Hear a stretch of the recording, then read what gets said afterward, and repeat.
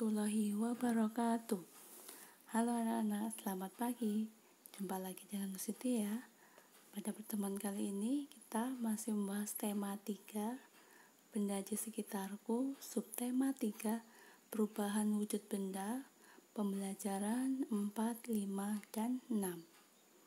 Sebelum kita memulai pelajaran kita pada pagi hari ini, marilah kita membaca basmalah bersama-sama. Bismillahirrahmanirrahim. Oke, kita lanjutkan ke yang pertama. Anak-anak bisa membuka buku paketnya halaman 59. Sudah dibuka semuanya? Nah, di situ yang akan kita pelajari mengenai menemukan kata-kata baku dari teks tentang perubahan wujud benda. Teks tentang perubahan wujud benda tersusun atas kalimat-kalimat yang benar. Kalimat tersebut tersusun atas kata-kata baku. Kata-kata baku merupakan kata-kata yang ejaannya benar. Untuk mengetahui arti kata-kata baku dapat menggunakan Kamus Besar Bahasa Indonesia. Selanjutnya, perhatikan teks berikut dengan cermat. Di situ mengenai mengembun. Nah, apa itu mengembun? Mengembun merupakan salah satu proses perubahan wujud benda dari gas menjadi cair. Misalkan pada pagi hari kita melihat tanah, rumput dan daun-daun basah. Mengapa demikian? Air yang membasahi lingkungan sekitar kita dihasilkan dari uap yang semalaman mengembun. Jadi perubahan wujud gas dari mencair juga dapat ditemukan pada gelas yang diisi dengan air es. Suhu gelas yang diisi air es akan turun sehingga memunculkan uap air. Dinding gelas akan basah oleh air hasil pengembunan tersebut. Itu mengenai mengembun. Selanjutnya mengenai tugas warga sekolah. Nana bisa buka buku paketnya halaman 60. Oke, sudah dibuka semuanya halaman 60. Di situ untuk tugas warga sekolah, di mana warga sekolah dapat guru. Tugas seorang guru adalah mengajar. Tugas kepala sekolah adalah memimpin dan mengawasi semua kegiatan yang ada di sekolah. Nah, bagaimana dengan peran-peran yang ada di sekolah? Apakah tugas dari masing-masing peran tersebut? Nah, itu nanti bisa kita bahas ketika di home visit. Oke, selanjutnya nomor 2 mengenai menyusun informasi penting dari teks tentang perubahan wujud benda. Yaitu informasi dapat ditemukan dalam sebuah teks. Setiap paragraf terdiri atas kalimat-kalimat yang efektif. Kalimat efektif merupakan kalimat yang tersusun secara sistematis. Nah, untuk menemukan informasi penting dari teks, kita harus membaca teks dengan seksama. Setelah itu, kita dapat menuliskan informasi penting dari teks tersebut. Oke, selanjutnya mengenai peran dalam kelompok. Anak-anak bisa buka buku paketnya halaman 62. Peran dalam kelompok. Sini peranmu sebagai siswa di sekolah adalah belajar dan melaksanakan tugas yang diberikan guru atau kepala sekolah. Melaksanakan tugas dapat dilakukan secara berkelompok maupun perorangan. Saat mengerjakan tugas berkelompok, setiap anggota memiliki peran. Nah, pembagian peran akan menentukan tugas masing-masing. Misalnya, guru memberi tugas kelompok untuk mempersiapkan sebuah pameran karya seni. Nah, pada tugas tersebut ada siswa yang berperan sebagai ketua kelompok dengan tugas memimpin dan mengatur jalannya diskusi kelompok. Ada siswa yang berperan mencatat hasil diskusi. Ada juga yang berperan mempresentasikan hasil karya pada saat pameran. Pembagian peran harus dilakukan dengan adil. Tugas kelompok akan berjalan lancar jika semua peran melaksanakan tugas dengan baik. Pembagian peran dalam kelompok juga membuat kegiatan menjadi lebih cepat selesai. Oke, jadi itu tadi mengenai peran dalam kelompok. Selanjutnya, anak-anak bisa membuka buku paketnya halaman 63 mengenai menyelesaikan masalah kesetaraan satuan benda. Nah, saat menyelesaikan soal kesetaraan suatu berat, kita perlu memperhatikan satuan berat yang terdapat pada soal.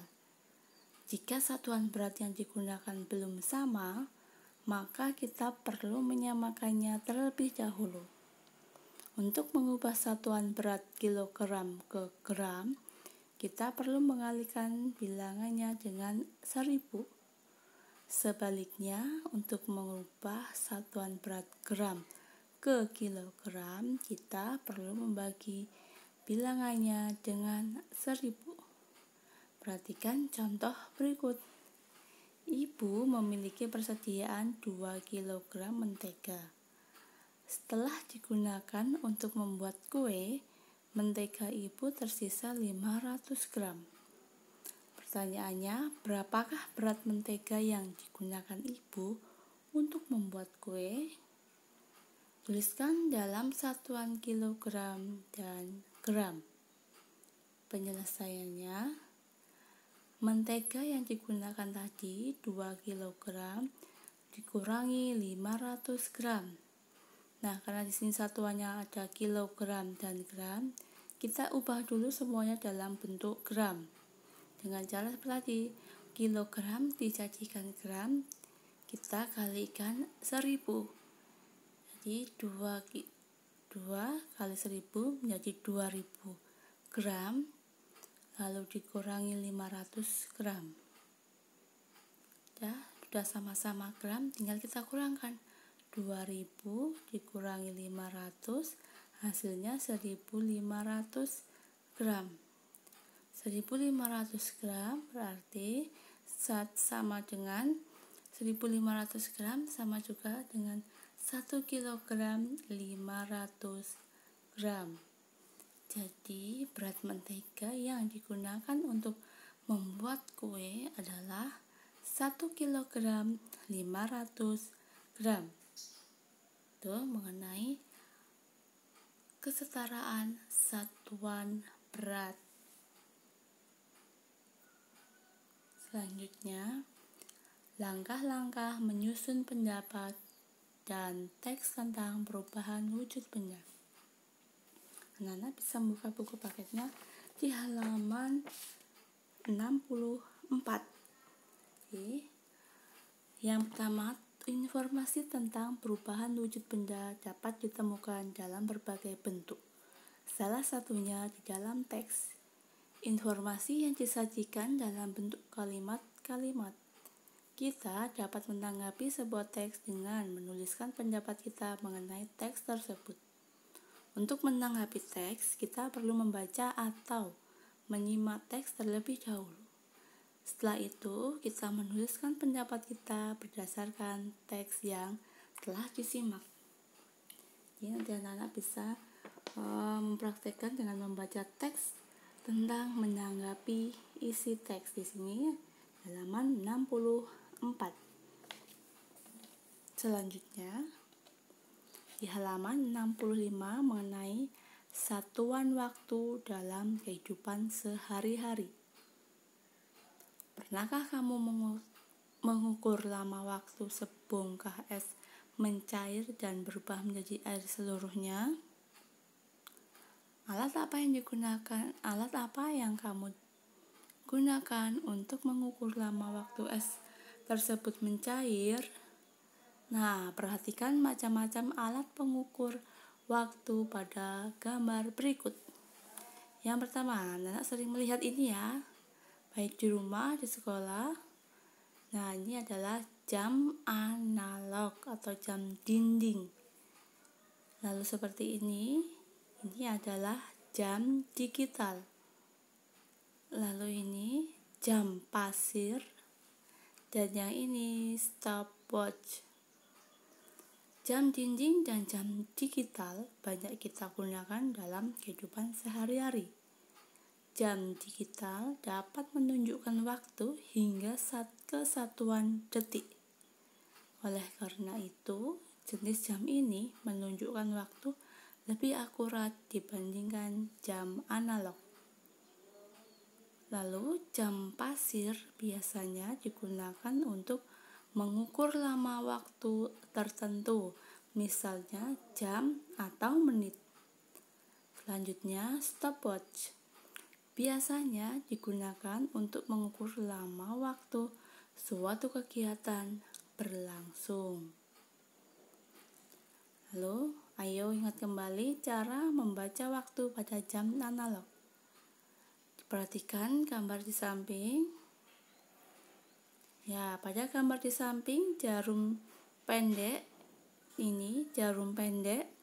menunjukkan angka 10. Oke, karena saya perhatikan jarum pendek di sini menunjukkan angka 10 dan jarum panjang, manakah jarum panjang? Ya, ini adalah jarum panjang menunjukkan angka 12. Jadi, jam di samping menunjukkan pukul 10. Ulangi lagi, jarum pendek yang ini terjadi di sebuah jam analog, itu terdapat jarum panjang, jarum pendek. Nah, jarum pendek menunjukkan angka 10. Ini jarum pendek yang menunjukkan angka 10. Dan jarum panjang yang menunjukkan ke angka 12. Maka gambar jam ini menunjukkan pukul 10. Oke, selanjutnya. Nah, pada gambar di samping jarum pendek menunjuk di antara angka 3 dan juga angka 4. Jadi di antara angka 3 dan angka 4. Sedangkan jarum panjang menunjukkan angka 6. Ini anak-anak bisa lihat di halaman 66 ya. Jadi jam di samping menunjukkan pukul 03.30. Ya, karena di antara angka 3 dan juga angka 4, berarti dia di tengah-tengah antara angka 3 dan juga angka 4, sedangkan jarum panjangnya menunjuk ke angka 6. Jadi jam di samping menunjukkan pukul 03.30. Oke, paham? Kita lanjut ke halaman berikutnya. Sampai di sini dulu untuk pembelajaran kita pada pagi hari ini. Sekian dan terima kasih. Untuk tugas hari Senin 19 Oktober 2020, latihan soal halaman 68 Bahasa Indonesia. Wassalamualaikum warahmatullahi wabarakatuh.